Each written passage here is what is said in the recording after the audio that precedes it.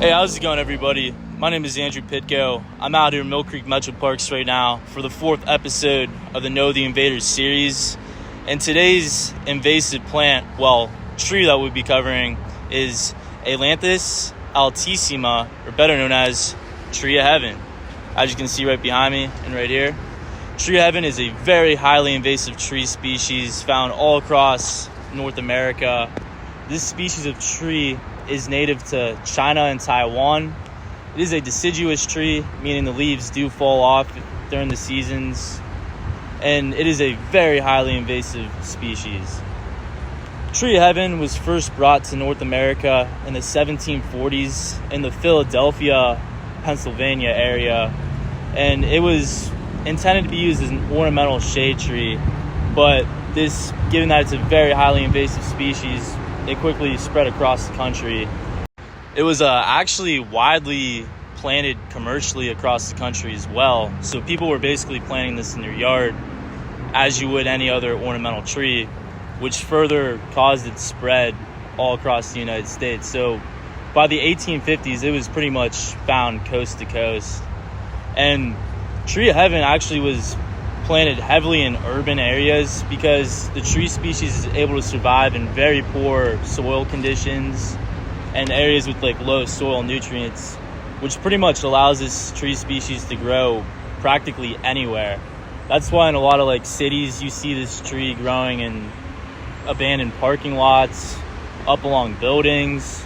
It pretty much can grow literally anywhere, which is pretty remarkable. But this is a very highly invasive species. It's very negative to the environment. Tree of heaven pulls nutrients from the soil. Additionally, tree of heaven releases toxins into the soil, which prevent the growth of other native plants, practically poisoning the soil. The root systems of this tree can damage buildings, sewers, pavement, and structures. It is a very negative plant.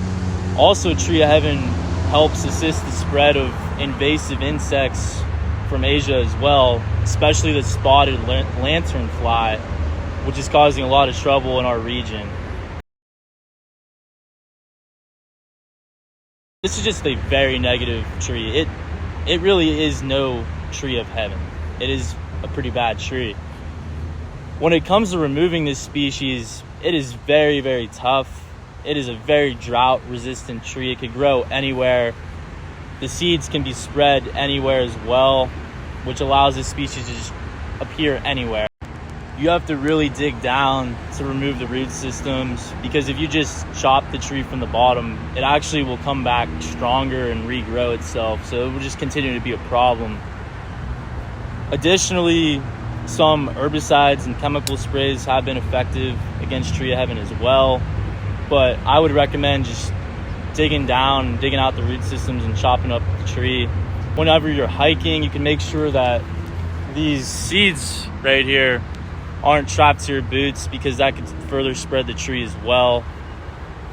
You just want to remove this tree wherever you see it, and it can easily be mistaken for other native tree species such as staghorn sumac, locust trees, or black walnut trees as well. So it's very distinct with these red markings, as you can see here. And actually, when you break it, it has a very weird smell. But yeah, tree of heaven, stop the spread.